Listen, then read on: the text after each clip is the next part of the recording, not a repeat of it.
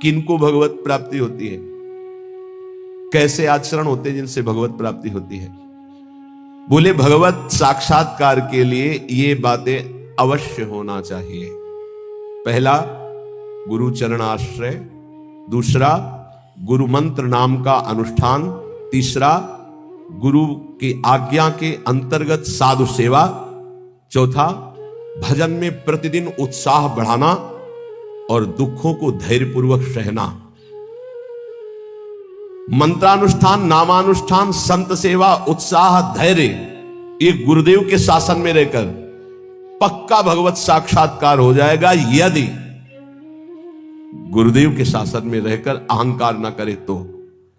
अगर गुरुदेव का शासन न स्वीकार करे तो यह साधन करते हुए अहम पुष्ट हो जाएगा और किसी न किसी महापुरुष का अपराध बन जाएगा, जिससे आपका भजन निष्फल हो जाएगा, भगवत साक्षात्कार नहीं हो पाएगा। इसलिए मंत्रानुष्ठान, नाम जप का अनुष्ठान, गुरु सेवा, संत सेवा, उत्साह, धैर्य, ये सब गुरु अनुशासन में करे, गुरु आज्ञा भाव। आज संत सेवा का भाव है, आपकी अनुमति हो, आज्ञा हो, आज ये अनुष्ठान, आज ये हर बात, अब जो कहां करें हम सोई, आयुष लिए चले निजदासी। पहला। दूसरा, हर समय विचार करते रहो कि यहां कभी भी श्वास रुक सकती है, इसलिए मुझे यहां किसी से प्रेम ना होने पावे। ये बहुत सावधानी की बात है। मुझे यहां किसी से प्रेम ना होने पावे, नहीं उसके लिए मुझे लौटना पड़ेगा। जैसे हिरन से प्रेम हुआ तो आना पड़ा ना हिरन रूप में। यहां मुझसे किसी से द्वेष ना होने पावे। दो बातें देखनी। यहां प्रेम का तात्पर्य राग है और द्वेष। अगर ये दो हुए तो फिर आना पड़ेगा। लेना और देना, तो बाजार बंद नहीं होगी, न लेना न देना, मगन रहना। कबीरा खड़ा बाजार में, सबसे पूछत खैर, न काहू से दोस्ती और न काहू से बैर, समान भाव। तीसरा, ये भगवत प्राप्ति के लिए अत्यंत अनिवार्य है। पहला है गुरु प्रदत्त मंत्र, गुरु आज्ञा से ही संत सेवा, मंत्रानुष्ठान, नाम जप अनुष्ठान, उत्साह और धैर्य। सावधानी ये कि कहीं अहंकार ना आ जाए, कहीं किसी संत का भूलकर अपराध ना बन जाए। ये दूसरा, संसार में सदा रहना नहीं है, कभी भी कोई भी श्वास हमारी आखिरी हो सकती है, इसलिए हमें यहां किसी से प्रेम नहीं करना, क्योंकि हमें जाना है यहां। ना किसी से द्वेष करना है, सबसे भगवत भाव से। तीसरा, हमें प्रभु की प्रगट सेवा करके मानसिक सेवा में प्रवेश पाना है। मानसिक सेवा सब सेवाओं में महान सेवा होती है, पर वो बिना शरीर से प्रगट सेवा किए मानसिक सेवा की सिद्धि नहीं हो सकती। मानसिक सेवा से भगवत प्राप्ति बहुत जल्दी होती है, पर मानसिक सेवा प्रगट सेवा से होती है।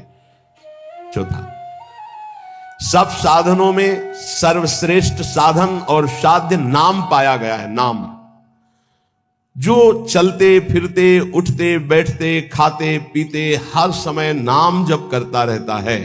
24 घंटे चेतना जब है तब नाम चल रहा है। यह नाम जप का अभ्यास अंत समय के लिए किया जाता है कि जब हमारा आखिरी समय हो तो नाम जप हमारे हृदय में गूंज रहा हो।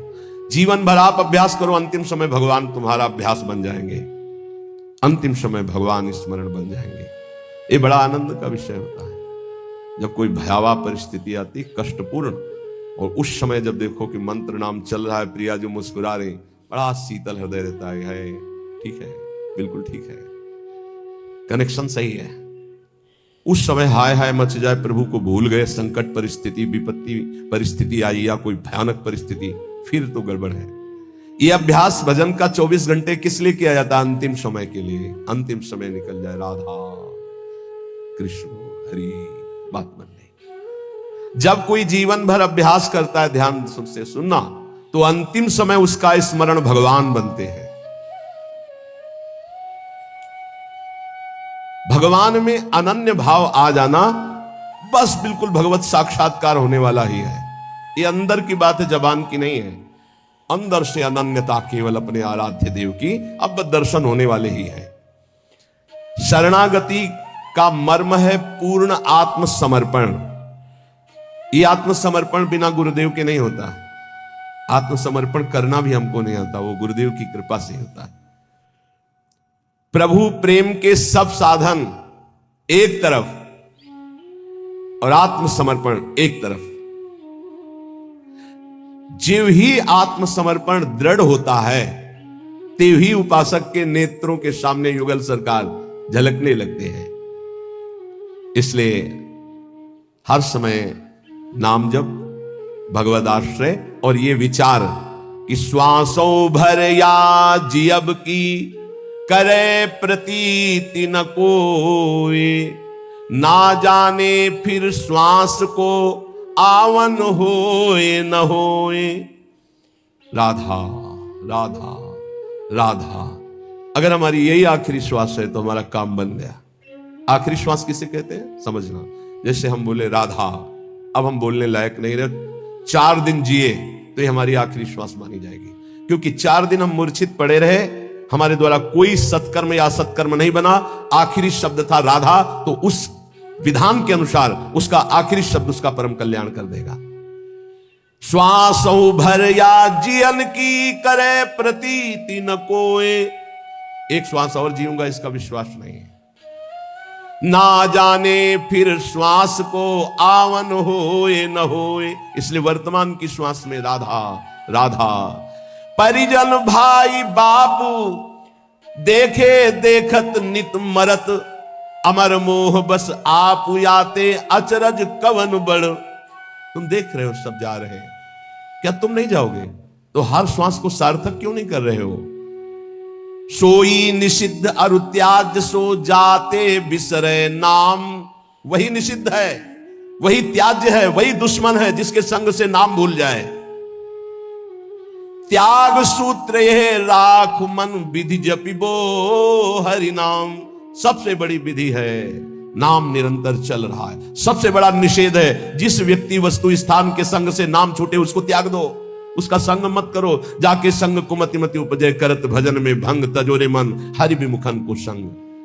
जीने को फल पी तब ही जब 8 पहर तब नाम, पी तेरो सुमिरन बिना जीवो कौने काम। प्यारे, तेरे जीवन का परम लाभ यही कि हर समय तेरी जिह्वा से नाम चलता रहे। यदि नाम नहीं चल रहा तो तेरा जीना बेकार, किस काम का जीना।